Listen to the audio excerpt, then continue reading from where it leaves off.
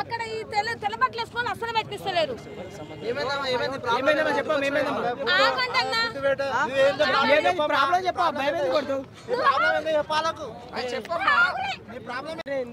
కుమారి aunty కాదు, ఎవరు కాదు, ట్రాఫిక్ లేకుండా చూస్తున్నాము. ఇప్పుడు ఇంతమంది ఎన్ని షాపులు ఉన్నాయి, కుమార్ ఆంటీ షాప్ ఎందుకు తీపిచ్చారు నువ్వు అంటున్నావు? అదే ఇప్పుడు ఎందుకంటే ఎవరు తీపిచ్చారు?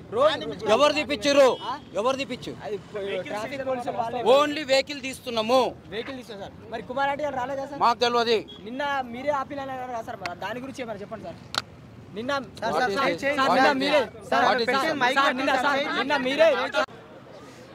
సో ఫ్రెండ్స్, నిన్న జరిగినట్టు నిజమే ఫ్రెండ్స్, కుమారి ఆంటీ షాప్ అయితే తీయడం జరిగింది. ఎందుకు ఏంటంటే ట్రాఫిక్ జామ్ అవుతుందని పోలీసు వాళ్ళు తీయడం జరిగింది.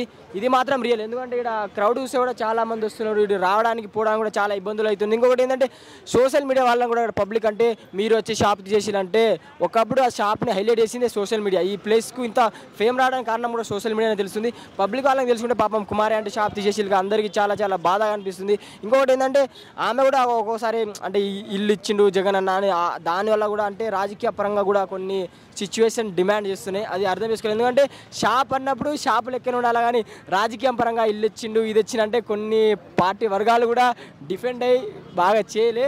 ఇదైతే సిచ్యువేషన్. ఈడైతే కుమార్ అంటే షాప్ క్లోజ్ చేసిన పాపం. ఎందుకంటే కష్టపడి ఆమె 11 సంవత్సరాల షాప్ని ఒక్క రోజులో తీసేయడం జరిగింది. ఒక్క రోజుకి 60,000 సంపాదన. అసలు నాకైతే చాలా బాధగా అనిపిస్తుంది. ఇక్కడ పబ్లిక్ని కూడా అడిగితే పాపం తీసేసిన వాళ్ళ తినడానికి చాలా మంది ఆమె కోసం వస్తే చూడండి ఫ్రెండ్స్, తినడానికి ఎంతోమంది వచ్చింది కుమార్ ఆంటీ కోసం. కానీ కుమార్ ఆంటీ లేవడం, షాప్ లేదు, చాలా మంది బాధపడతారు. ఏమైంది బ్రో అని చెప్పి మాట్లాడితే ఏం చేస్తాం అన్న, ఎప్పుడు తింటున్నాం, 1 year నుంచి తింటున్నాం, షాప్ లేదు. పాపం కుమార్ ఆంటీ కష్టపడి ఆమె వండుకొని ఆమె చేతితో వండుకున్న అన్నాన్ని వీళ్ళకి పెట్టడానికి కూడా అంటే ఎవరి ద్వారా రాజకీయమా, పోలీసు వల్ల, ఎవరినా అసలు ఏం మనం డిపెండ్ చేయలేకపోతున్నాం. ఎందుకంటే ఇక్కడ వచ్చినాం కాబట్టి సిచ్యువేషన్ తెలుస్తుంది.